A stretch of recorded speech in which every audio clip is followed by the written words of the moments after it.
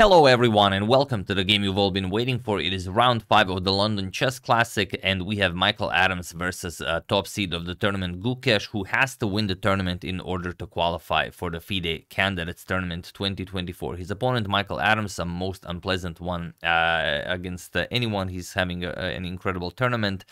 Let's see what happened in this one. So Michael has the white pieces and he opens with e4. Gukesh goes for c5, saying that he's very much interested in a fight. Knight f3, we have knight to c6, and now bishop to b5, going for the Nimzovich-Rossolimo attack. We have pawn to e6, castles, and knight g to e7. We have rook to e1, and now a6 and knight to d4 are the main ideas here, but Gukesh goes for pawn to b6, and it's a very rare move, been played maybe 40 times, and okay, out of the stronger players, only Magnus and Fabiano Caruana have used it, but not in classical chess. They only used it in blitz games. So Gukesh obviously prepared something strong if he's prepared to use it in a classical game. Pawn to c3, a6 now attacking the bishop, bishop to a4, and pawn to c4 now, stopping the advancement of the d pawn, but not really, as Michael just plays pawn to d4. So c captures on d3, en passant, queen captures, and now we have knight to g6. There are some games where b5 was played, also queen to c7 is a known move, but after knight to g6, it is now as of move 9 that we have a completely new game. So okay, knight to d4, hoping that Gukesh captures and Michael gets to improve his pawn structure in the center of the board. Queen to c7. Continuing development, knight captures on c6 with d captures on c6, and now pawn to e5. And this is a beautiful move that will sort of haunt Gukesh for the rest of the game. The pawn, of course, cannot be captured. If you capture the pawn, the idea is rook captures on e5, and if queen captures, there's bishop captures on c6 check, picking up the rook on a8 at the end of that line, and you don't have queen to e1 checkmate, as the queen has a retreat square, the f1 square. So after e5, Gukesh just continues development, bishop to b7, and now knight to d2. Again, seems like it's possible to capture on e5 now, as the rook can no longer be attacked, but not really. Here, if you play knight captures on e5, then the idea is queen g3, attacking the knight. Then the knight cannot move as the queen on c7 hangs. So you have to play f6, and now pawn to f4, and after the knight moves, you capture on e6, again with a better position for white. So after knight to d2, we have bishop to e7, and now bishop back to c2, putting some pressure on this diagonal here. So if you castle and move the knight, you might get checkmated. So pawn to c5, Gukesh opens up his light square bishop, and now knight to f3. We have rook to d8, attacking the queen, and now queen to e2. And here, queen to c6, putting pressure on this long diagonal. So now if this knight moves, then Michael is the one getting checkmated. And here, how do you go about the position? The idea is, if you play something like bishop to d3 and go after the a6 pawn, which is certainly white's plan at some point, then knight to h4 can be very unpleasant, because knight captures on f3 will come with check. Let's say bishop captures on a6, you'll play knight captures on f3 with check. Now you can't capture with the queen, you have to capture with the g pawn, you mess up white's pawn structure, and then you capture on a6. Let's say queen captures and queen captures on f3 does look very good for black. So by playing king to f1, you avoided this tricky line of knight captures on f3 landing with check. So king to d7, Gukesh says, all right, I'm not castling king side. You have your bishops here attacking. I'm just gonna shift my king over to the queen side, sort of a Tigran Petrosian like castle. So bishop to d3, going after the pawn here, and now knight to h4 is not as impressive, because like we said, if bishop captures on a6, you can simply capture and attack the white queen. This does not come with check, and if queen captures on a6, you'll capture on f3 first, and now you have queen back to d3 check. You don't have to ruin your pawn structure, or rather you will, but you will get to trade queens at least. So for example, captures and captures, and this is definitely a possibility. But he did not go for that. He decided to go for pawn to b5. We have queen to c2, and now we have king to c7. Continuing with the advancement of the king to the queen side, bishop to e4, attacking the queen, and queen to d7. Pawn to a4, they're trying to open up the position to get the rook to a7 and attack the black king.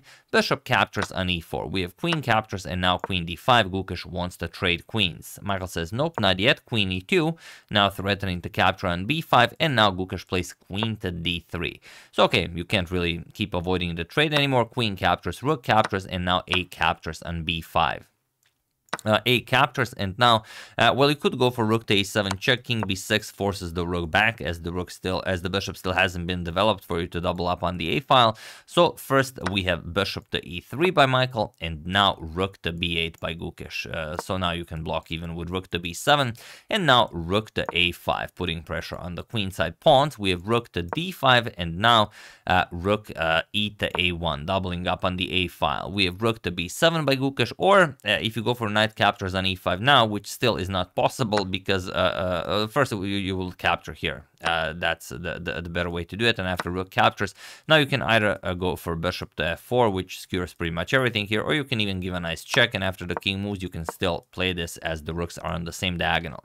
So rook to b7, stopping rook a7 check, and now Michael plays rook to a8, grabbing hold of the back rank, and now you can go after that g7 pawn, and there doesn't seem to be a way to defend it. Okay, you can play bishop to f8, but it's not a great square for the bishop, as the knight will get kicked away, so you're not going to be able to maintain such a structure. So knight to f8 was played, blocking this, and now we have bishop to g5 by Michael.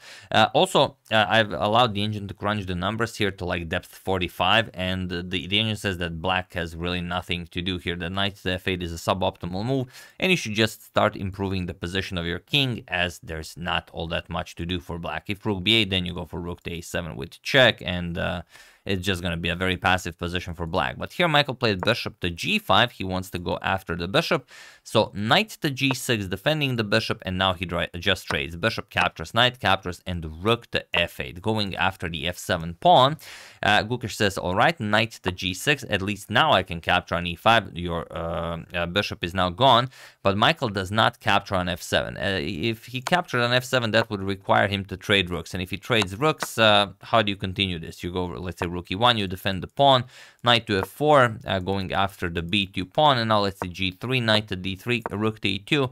You can play this, but it doesn't look like there's all that much. Gukesh is down a pawn, but his pieces are much more active. So instead, he goes for rook to g8. He goes after the g7 pawn instead, king to b6, and now rook captures on g7. So now Michael wins a pawn, and he will try to prove that it's possible to hold it. Now, do you capture on e5 now?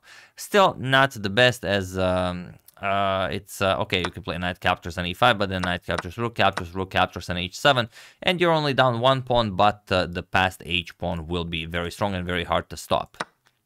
So instead, Gukesh plays pawn to h5. He doesn't allow the capture on h7. And now rook to e1, just defending the e5 pawn. Knight to f4, and of course going for that b2 pawn. And now pawn to g3. Knight to d3 and rook to e2, defending the b2 pawn. And now Gukesh plays rook to a7. He wants to go after the b2 pawn and start advancing his own queenside pawns. And interestingly, the move that everyone thought that Michael would play, and he never wants to go after this pawn. It's really interesting. He just plays pawn to h4, improves his position. He's going to capture it later on and then maybe create a pass pawn. And the situation on the clock is pretty severe. 8 minutes for Michael, 6 minutes for Gukesh, and they have to make those last two moves to reach time control and be granted additional 30 minutes. So here we have pawn to c4 and now rook to h7. Finally going after the h5 pawn, and Gukesh goes for rook to d8. And this is not the cleanest way. The cleanest way is to actually play rook to a1 check. I will show it because it's very nice. King to g2, and after rook to a2 going for the pawn. Now you have to be really careful, because if you play rook captures on f7, then b4 comes, and now you can run into all sorts of trouble. For example, if you capture c3, already wins the game. You cannot capture, otherwise your rook hangs. If you do nothing, then you can just capture here, promote it to a queen. Not going to be possible. So what you would have to do after pawn to b4 is knight to d2, and then, okay, after knight to d2, the game is played. Let's say captures, you will play king to c6, and the game continues. But with a very good play for Gukesh. But after rook to d8, he gives Michael a chance, but Michael does not go for it, as one more move has to be made for time control to be reached. He played rook to d2, but the move to actually go for the kill was knight to g5. And now, okay, the f7 pawn is hanging, Strongest for black is knight to c1. Okay, first you harass the rook a little bit, rook to e1, knight to d3. The rook will move all the way to b1. Bit of a passive square, but you don't care. You're just going to capture here. And after rook to f8, guarding the f7 pawn, now you capture on h5. And you've improved your position immensely. But after rook to d8, rook to d2 by Michael. And now time control has been reached for him. And Gukesh also plays the strongest move, rook to a2. Okay, you could play rook to a1 check first to force the king away to e2, and then play rook to a2, but he decided to go for rook to a2 right away. And now time control has been reached, and Michael finally captures the pawn on f7. Gukesh captures on b2, and now rook to e7. Going after the pawn, he will capture it with check. So rook to b1 check first, we have king to e2, and now rook to c1. And Gukesh goes after the pawn this way, but now rook captures on e6, and this is now very, very tricky. Just, okay, to show you, this rook to c1, again, wasn't maybe the cleanest way. b4 here, sorry, was the cleanest way, because if you go for b4 now, then look at this, c captures c3. What do you do now? It's very tricky stuff. For example, rook captures on e6, king to b5, rook captures on d3, and now rook to b2 check. You're down a piece, but your pass pawn is marching forward. King e3, c2, and it will be very hard to stop this pawn. You will have to play something like rook captures on d8, allow the queen into the game, and it's still a draw objectively with perfect play. But you know, as I always say, everything is a draw with perfect play. Let's say queen c2 check, rook to d3, you will stop this, but then queen e2 check, you will block this. Queen to c2 with check, you will run away. Rook captures on b4 check, king goes to g5, queen captures on f2, and yes, after something like rook to c3, the rook will move, you will start advancing your pawn, and white will have enough for a draw. But this was definitely the way to go for Gukesh. After rook to c1, now it's a bit different. Rook captures on e6 with check, king to c5, and now knight to g5. Again, rook to h6 does seem to be the way to go, to remove the rook from blocking your own passed pawn and going after this pawn to create another, not just one, but to create two more passed pawns. But Michael just doesn't want this pawn. He goes for knight to g5 first. We have pawn to b4. Now it's actually not the best move. Now it sort of loses Gukesh the game, but both of them are again very low on time. So c captures on b4 check, king captures, and now knight to f3, stopping any rook to e1 check action. So rook to c3, and now rook to b6 with check. We have king to c5, and now rook to f6. The point of the check was to move the rook from the e6 square, so you can start advancing your e pawn. And here rook to e8. If you just go back, then of course pawn starts marching forward. So king to so rook to e8, not f8, rook to e8 was played. Now pawn to e6. Michael starts advancing his passed e pawn, knight to c1 check, king to f1, and now knight to d3. And now it would seem that the best for Michael would be to put the king on g2 and just win this endgame. He's up 2 pawns, but he sort of got the cold feet here. He is playing the top seed of the tournament. Gukesh is a very strong player, and he thought that the c pawn was a bit too dangerous. And after some repetition here, they agreed to a draw, or rather, it was a draw by threefold repetition. And king to e2, that's a draw. But it's interesting what happens if you don't go for this draw. If you just continue playing the game, let's say, just to give you an example, they drew the game, and Michael continues his lead in the tournament. He's leading by half a point. But how to continue this game and how to win it? Well, you actually have to work for your meal quite hard. Rook f5 check, king to b4, and now rook to e2. You want to defend your pawn here, but now it's time to also stop Gukesh's advanced c pawn. So knight to c1, going after the rook. The rook will move to e5, now threatening some checks here. Rook to d3, moving the rook out of the way here, and rook to f7 now, going behind the black king. Pawn to c3, knight to e1, now attacking the rook, and rook to d1. Rook to b7 with check, for example, king to c4. Rook to c7 with check, king to d4, and now rook to e3, and you basically resign here. Your rook was attacked on e5, you move it to e3. Now you're threatening to capture on c3. Black cannot stop this. Even if you try with something like a2, then just rook to d7 check, picks up the rook on d1.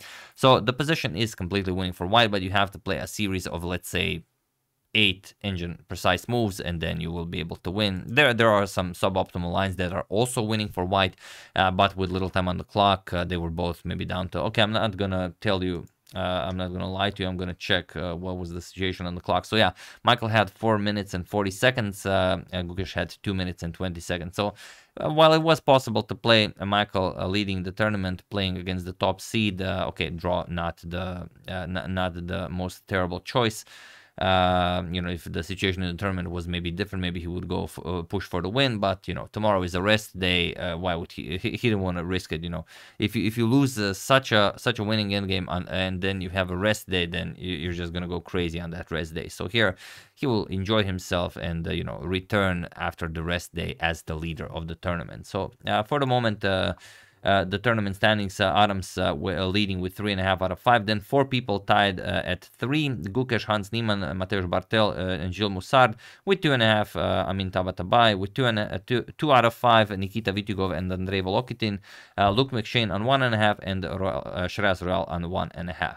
So we'll see what happens. Will Michael be able to maintain this incredible play as he's just you know, playing the tournament like he's the top seed? He decided, yeah, I'm gonna go all out here. And since he already faced Hans Niemann, Gukesh cannot count on Hans to take away some points from Michael. So it will have to be Gukesh when he plays Hans in the final round of the London Chess Classic that could decide the fate of the tournament and possibly the fate of Gukesh. Will he qualify for the Candidates Tournament 2024? So that's the game and a little bit of info regarding the you know, possible future that we are all facing. Hope you enjoyed that. I would like to thank David Gasparian, Sigurjon Wilhelmsson, Grogo and Gnome, the Maximite Chess Club, and Huga Boy on Spotify for your contribution to my channel. Thank you a lot. I really appreciate it. As usual, you can check 2 of my previous videos here. Thank you for watching, and I will see you soon, continuing to check up on your wonderful suggestions and whatever else happens in the chess world.